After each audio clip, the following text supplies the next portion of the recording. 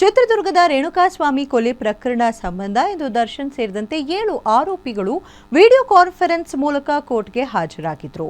Challenging star Darshan ಮತ್ತೆ ಜೈಲಾಧಿಕಾರಿಗಳ ವಿರುದ್ಧ ಆರೋಪಗಳನ್ನು ಮಾಡಿದ್ರು. ಹಾಗಾದ್ರೆ ಏನದು ಆರೋಪ? ಜಡ್ಜ್ ಮುಂದೆ ದರ್ಶನ್ ಹೇಳಿದ್ದಾದ್ರೂ ಏನು? ಆ ಕುರಿತಾದಂತಹ ಕಂಪ್ಲೀಟ್ ಡೀಟೇಲ್ ಇಲ್ಲಿದೆ.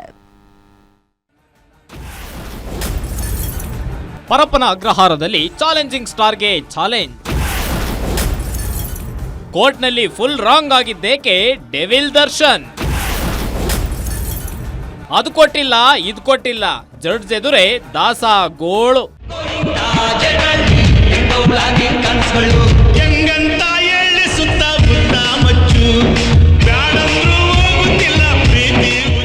ಚಿತ್ರದುರ್ಗದ ರೇಣುಕಾಸ್ವಾಮಿ ಕೊಲೆ ಪ್ರಕರಣ ಸಂಬಂಧ ಇಂದು ದರ್ಶನ್ ಮತ್ತು ಇತರೆ ಆರೋಪಿಗಳು ಕೋರ್ಟ್ಗೆ ಹಾಜರಾಗಿದ್ರು.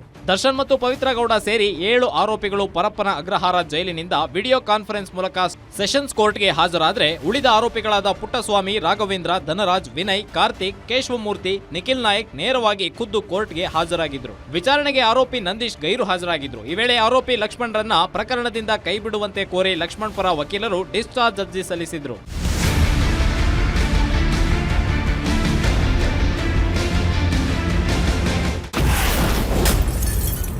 ಕೋರ್ಟ್ ಆದೇಶ ಪಾಲಿಸುತ್ತಿಲ್ಲ ಎಂದ ವಕೀಲರು. ಕೋರ್ಟ್ ಆದೇಶದ ಬಳಿಕವೂ ದರ್ಶನ್ಗೆ ಸಿಗ್ತಿಲ್ವಾ ಸೌಲಭ್ಯ?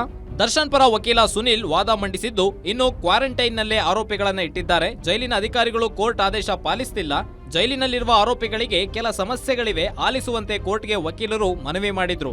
ಮನವಿ ಆಲಿಸಿದ ಸೆಷನ್ಸ್ ನ್ಯಾಯಾಧೀಶರು ಕೋರ್ಟ್ ಆದೇಶ ಪಾಲಿಸುತ್ತಿದ್ದೀರಾ ಎಂದು ಆರೋಪಿಗಳನ್ನ ಪ್ರಶ್ನಿಸಿದ್ರು. ಜಡ್ಜ್ ಪ್ರಶ್ನೆಗೆ ಉತ್ತರಿಸಿದ ನಟ ದರ್ಶನ್, ಇಲ್ಲ ಸರ್, ಯಾವ ಆದೇಶಗಳನ್ನು ಪಾಲಿಸುತ್ತಿಲ್ಲ. 15/3 ಫೀಟ್ ಮಾತ್ರ ಓಡಾಡಲು ವಾಕಿಂಗ್ಗೆ ಅವಕಾಶ ಕೊಟ್ಟಿದ್ದಾರೆ. ಅಲ್ಲಿ ವಾಕಿಂಗ್ ಮಾಡಲು ಸೂರ್ಯನ ಬೆಳಕು ಬರುವುದಿಲ್ಲ.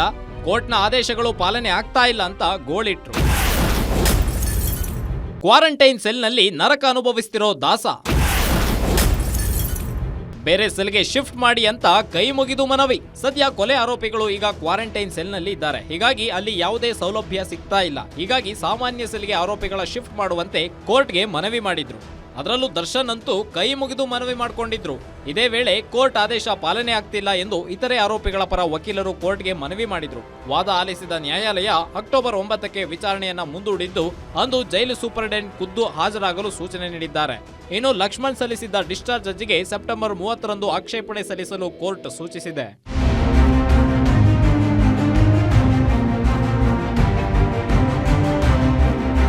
ದರ್ಶನ್ಗೆ ನೀಡುವ ಸೌಲಭ್ಯಗಳ ಕುರಿತಂತೆ ಜೈಲಧಿಕಾರಿಗಳು ಕೋರ್ಟ್ ಆದೇಶ ಪಾಲಿಸ್ತಿಲ್ವಾ? ಈ ಸಂಬಂಧ ಖುದ್ದು ಪರಪ್ಪನ ಅಗ್ರಹಾರ ಜೈಲಿನ ಸೂಪರಿಂಟೆಂಡೆಂಟ್ ಕೋರ್ಟ್ ಮುಂದೆ ಹಾಜರಾಗುವಂತೆ ಕೋರ್ಟ್ ಸೂಚಿಸಿದ್ದು, ಸೂಪರಿಂಟೆಂಡೆಂಟ್ ಕೋರ್ಟ್ಗೆ ನೀಡುವ ಪ್ರತಿಕ್ರಿಯೆ ಬಗ್ಗೆ ತೀವ್ರ ಕುತೂಹಲ ಮೂಡಿಸಿದೆ. S K Manjunath, crime bureau, guarantee news.